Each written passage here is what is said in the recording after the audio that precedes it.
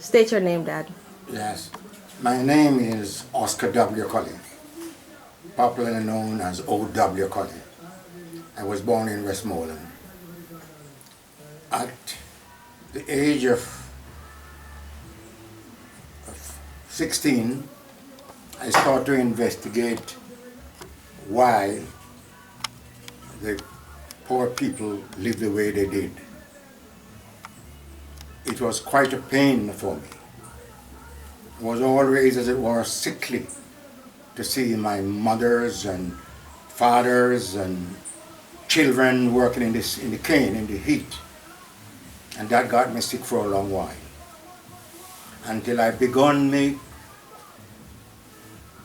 contact with people I thought would know more than I did. Very little could answer my questions.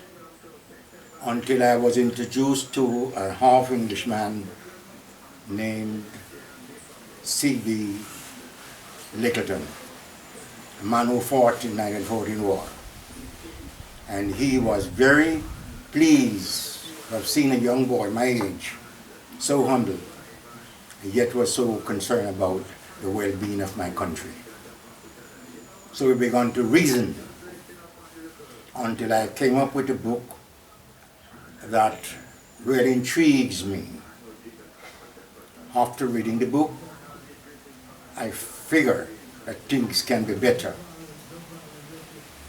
So we started to organize ourselves to help the poor people, to unite them together, that our voice can be heard. So that's where we start from.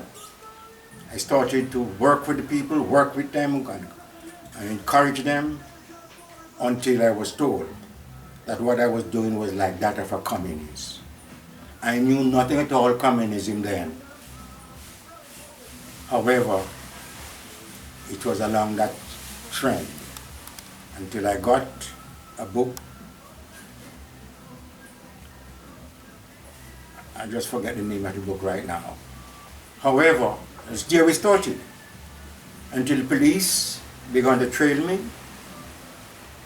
They began to check my mails and all sort of things. And wherever I go and speak, they send shorthand police to register my speech, etc.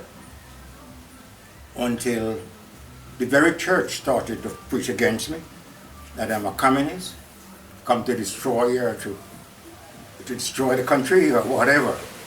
I knew nothing about that. That was not our intention. So we continued to work and pray until we met people who knew more about communism. And I received books from them, and I found out that what they were saying was something that I was interested in.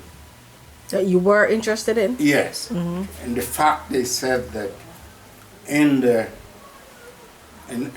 communist system, the government holds the money and equally distribute it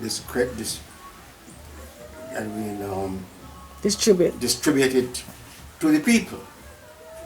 And I felt that was magnificently good, that the government holds the money and distributed to the humble people. And it went on until other people from abroad came and joined us. And that was the beginning of our struggle for independence. We had public meetings all over. We tried to unite both parties, the PNP and the JLP. Mr. Manley, Norman Washington Manley, a man I respected, he was a part of us, and many others. Of course, we did not have political party problem. We unite both parties, because if they are fighting for the masses of the country, I believe we should unite together, and that would be power for freedom. So that's where things began. My home was rumpled. Police came, and I was then living with my parents, and they wrangled my parents' place. They took the mattress off. They did everything that was nasty. What I'm searching for, I didn't know. They said I was a communist. And all those, during those times, the Spirit of God was with me. Angels visit me and bless me and taught me things. And from then, angel would visiting me. It's a long story. If I should tell you what is my experience, I kept it a secret for quite some times, but the angels came back and said, I must give God the glory. I didn't quite understand what they meant. They came back and said the things that God does for me and to me, I should share it to the masses that they can know that God is for all people. And that's where I began. I got deeper, now more in the Christian side, because my mother was a Christian. I grew up into a Christian atmosphere. So my secret was prayer and fast, and nobody knew. However, an angel came to me when I was 18 and gave me a blessing. This is something that is not just a dream. It actually happened. And many other angels came to me. So go back to the independence story, Dad. Okay, all right. So when I heard of independence, it gives me great pleasure to rejoice and give God the glory that we finally got our independence. And so they're saying we're celebrating 49 years? Yes. Okay. Well, at my age now, I am very privileged to be here, to be a part of our 49 years freedom. My only prayer and expectation now is that the politicians join together.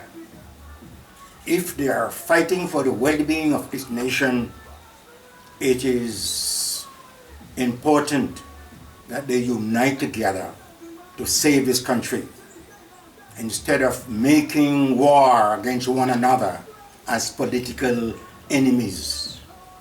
I appeal to them to think twice and realizing that this is a Christian country and their duty is unity. If the politicians unite, then the killing and bloodshedding will be ceased. I appeal to you to unite the people. We are from the root of slavery. We should rejoice about this particular holiday and thus sharing it to the young generation. Let's remember that the children of today will be the adults of tomorrow.